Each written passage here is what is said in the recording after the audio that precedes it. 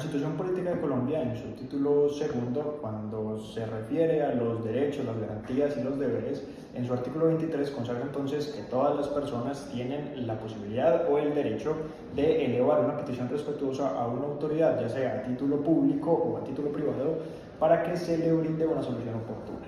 De manera que lo que logra la Constitución Política mediante este articulado no es más que ampliar la esfera de protección de los derechos y asimismo garantizarle al ciudadano una mayor participación en el control del poder político, pero asimismo de las actuaciones administrativas.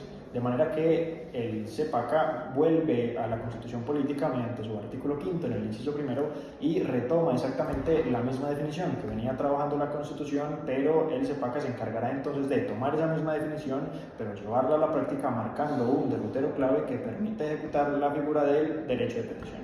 Bien, para seguir desarrollando entonces la línea de ese derrotero que marca el Código de Procedimiento Administrativo, no nos vamos a detener puntualmente en cada artículo por un principio de economía procesal, lo quizás para no ser tan aburrido el video, sino que unificaremos el discurso y desarrollaremos todas las ideas sin necesidad de hacer estas pausas.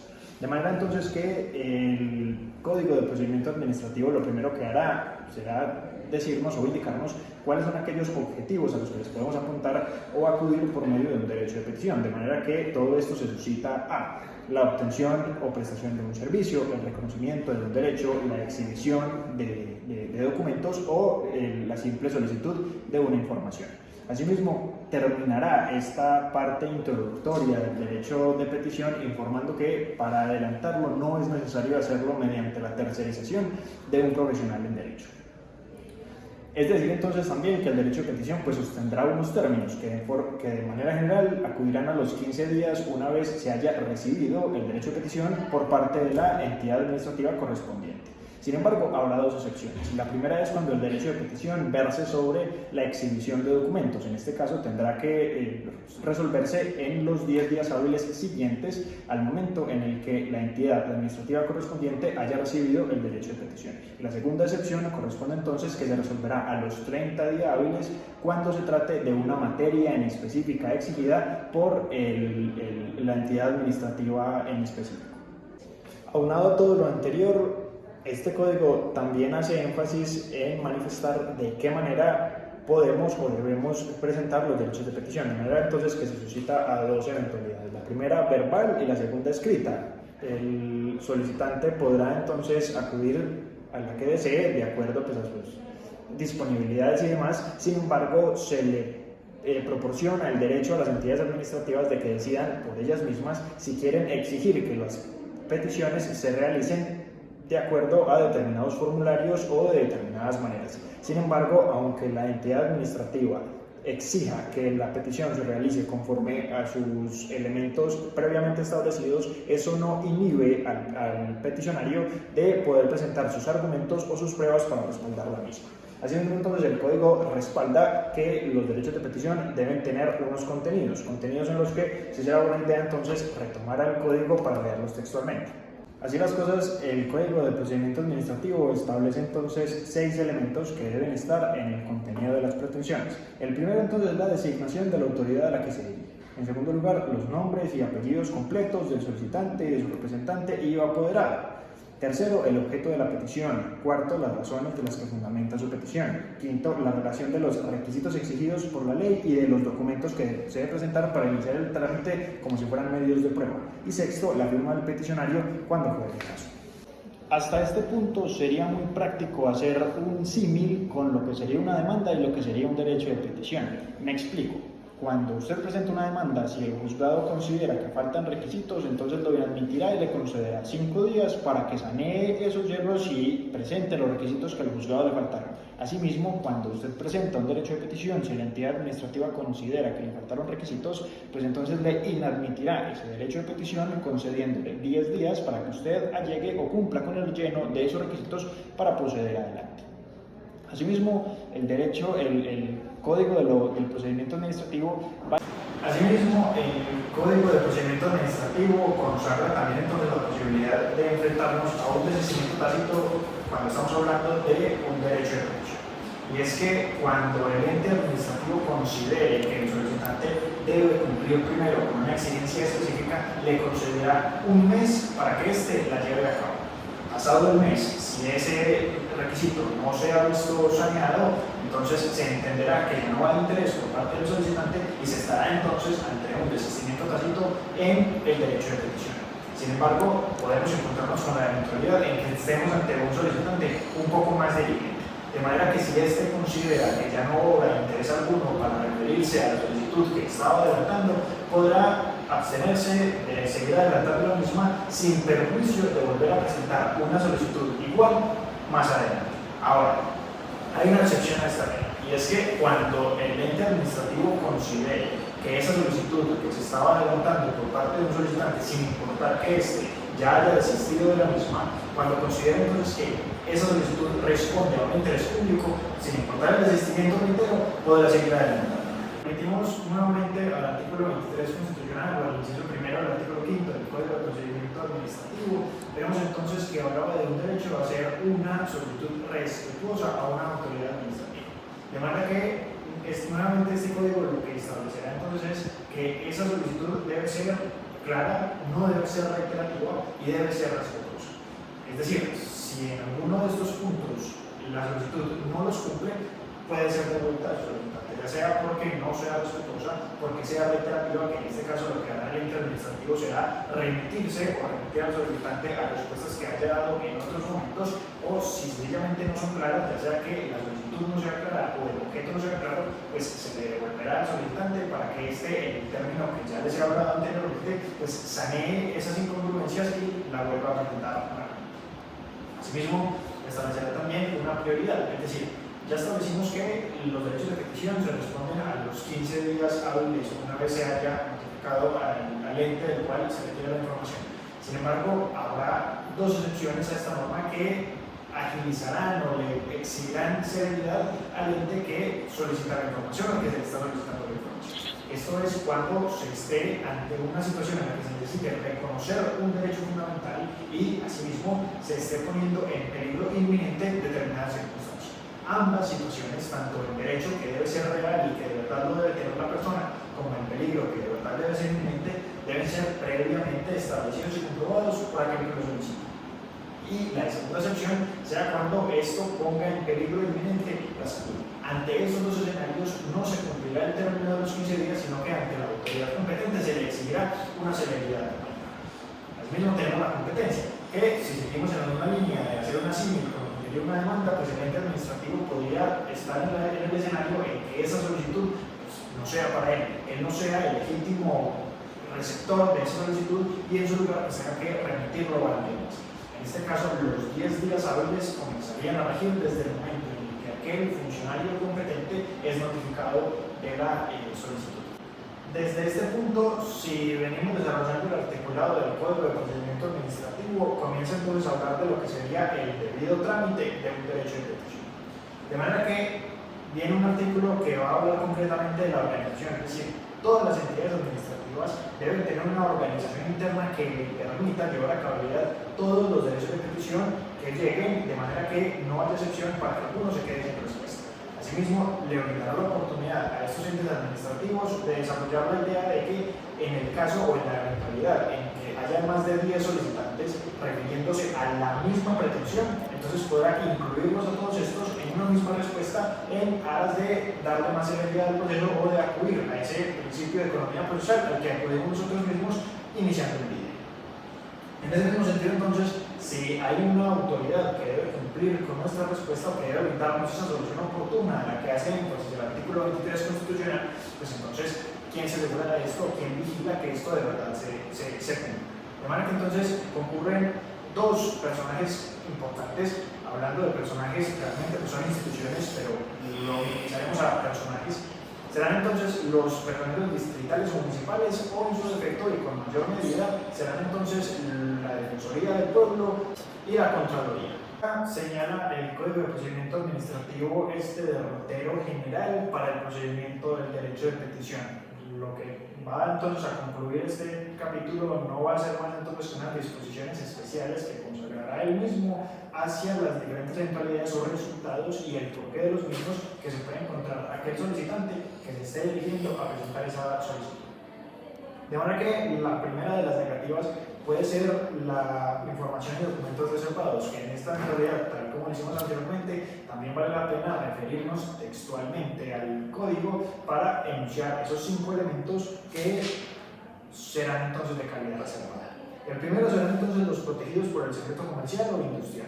En segundo lugar, las relaciones con la defensa o seguridad nacional. En tercero, los amparados por el secreto profesional. En el cuarto, los que involucren derechos a la privacidad e intimidad de las personas, incluidas en las hojas de vida, la historia laboral y los expedientes pensionales y demás registros de personal que obren en los archivos de las instituciones públicas o privadas, así como la historia clínica.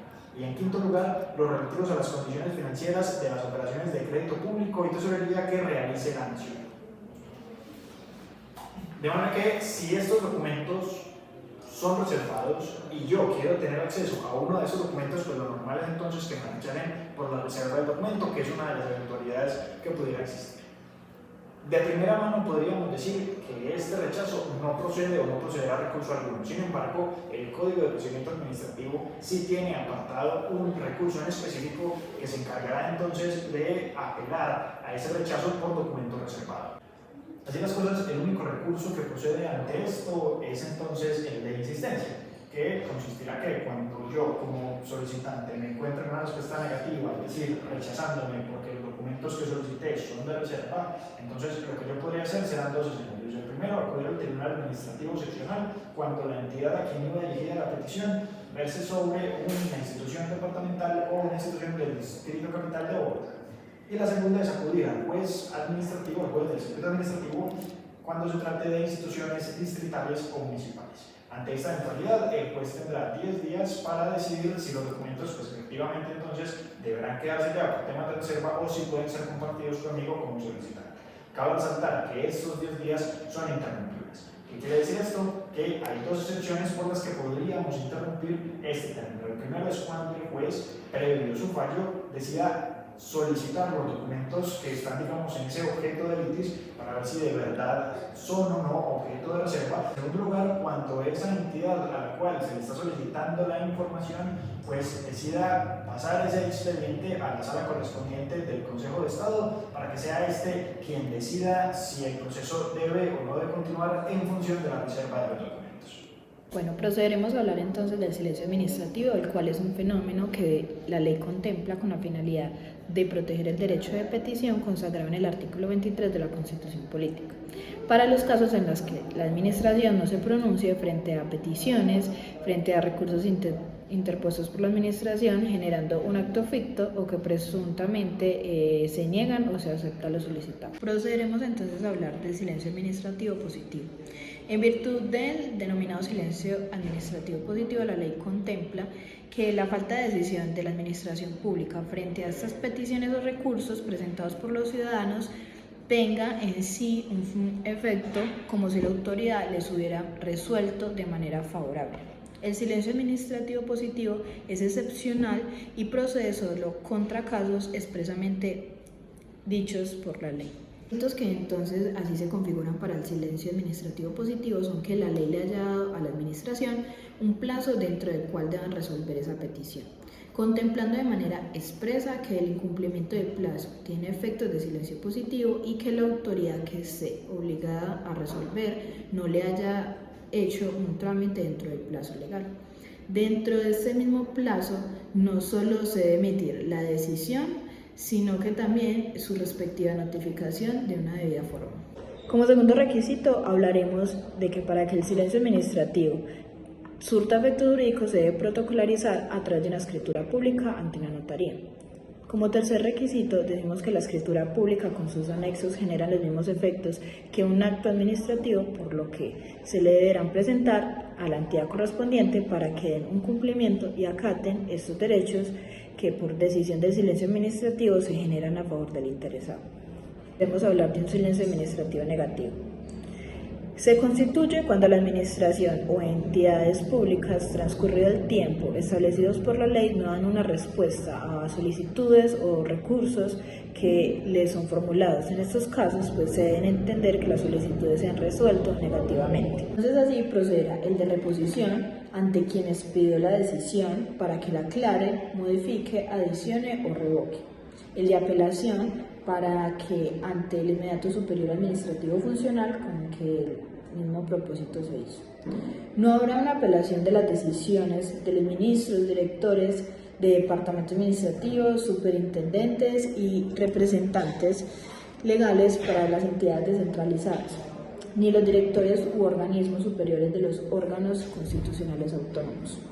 Tampoco serán apelables aquellas decisiones proferidas por los representantes legales y jefes superiores de las entidades y organismos del nivel territorial.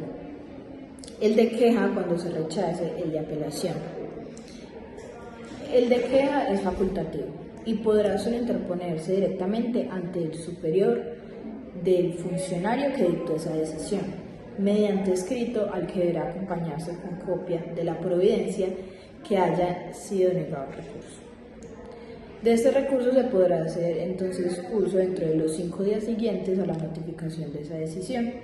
Recibido el escrito, este superior ordenará inmediatamente la remisión del expediente y decidirá lo que sea el caso. La clasificación del acto administrativo. Este va a estar dividido en 3 categorías y cada categoría va a tener sus subdivisiones. En primer lugar tenemos la clasificación por sus destinatarios, los singulares, los individuos y los concretos. Los singulares nos va a hablar de su finalidad, que va a ser tener efectos jurídicos sobre una o diversas personas, y cuando los destinatarios son indeterminados, su finalidad va a ser abstracta. En segundo lugar, tenemos, según sea el procedimiento administrativo, para su expedición están los actos de trámite y los actos de ejecución. En los actos de trámite son los que van a generar un impulso o un agotamiento de las etapas, entonces en estos se van a desarrollar diferentes actos para poder impulsar el proceso que se está llevando a cabo. Son necesarios para llegar a una decisión, pero esto no le va a poner fin al acto que se está realizando. Diferente a los actos de ejecución, que esto sí le va a dar una finalidad al acto realizado con gran eficacia. En tercer lugar, nos vamos a encontrar con la clasificación según los órganos de participación, que acá están los órganos simples, complejos y colectivos, que en los simples son los integrados por un solo órgano individual o colegiado, el cual funge como una unidad. En segundo lugar, van a estar los complejos, que van a estar unificados por 2 o más órganos, los cuales tienen unas características, son 4 en total. La primera es que cuentan con la aparición de 2 o más órganos, una pluralidad de voluntades que van a tener como la misma finalidad, el contenido de cada voluntad dentro del acto administrativo y la interdependencia entre las voluntades. Y por último están los colectivos, que intervienen distintos órganos, pero las voluntades se van a unir en una misma finalidad, donde esto se va a volver jurídicamente autónomo. En segundo lugar, vamos a hablar de las nulidades del acto administrativo. Estas se encuentran en el artículo 84 del CEPACA, son 7 en total. La incompetencia, la falta de competencia, la violación del debido proceso, la desviación del poder, que va a estar relacionado con la finalidad del acto, que esto lo vamos a ver en los elementos del acto, la falsa motivación, la irracionalidad y la contrariedad del ordenamiento jurídico. En último lugar, vamos a hablar de los elementos del acto administrativo. Están los elementos esenciales, que son los que deben ser cumplidos para que se lleve a cabo su finalidad, y los elementos no esenciales. En los elementos esenciales tenemos la finalidad, que va a ser la importancia del motivo, y son los que van a ayudar al sometimiento de la actuación administrativa desde el principio de legalidad. Debe existir una coincidencia entre la finalidad que se quiere y lo que está autorizado por la ley. Que la causa jurídica va a ser ese fin al cual va dirigido todo acto, que tiene un carácter objetivo y va a variar dentro de la categoría de los actos. Contrario a la causa material, donde el fin que propone va a ser realizando un procedimiento particular, contiene un carácter subjetivo y va a variar entre los actos, pero dentro de la misma categoría.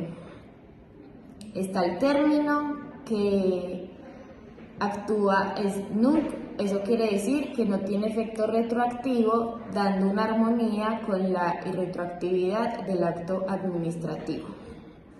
El término va a ser la fecha en la que comienza el acto administrativo o la fecha en la que debería comenzar este acto administrativo, y esto ya se fija cuando se va a iniciar el proceso. Está la condición, que es cuando los efectos del acto se encaminan a producir o no un acontecimiento futuro incierto. Este acontecimiento puede ser natural, que es a causa de la naturaleza, o un efecto del hombre que va a hacer, pues, llevar a cabo un acto administrativo. Está el modo, que sería otro elemento del acto, que son las maneras en las que se puede dar el cumplimiento a una prestación debida. Incluyen el plazo, la condición, la medida, y esto va a estar ubicado en los ámbitos sociales y jurídicos en la que se debe cumplir.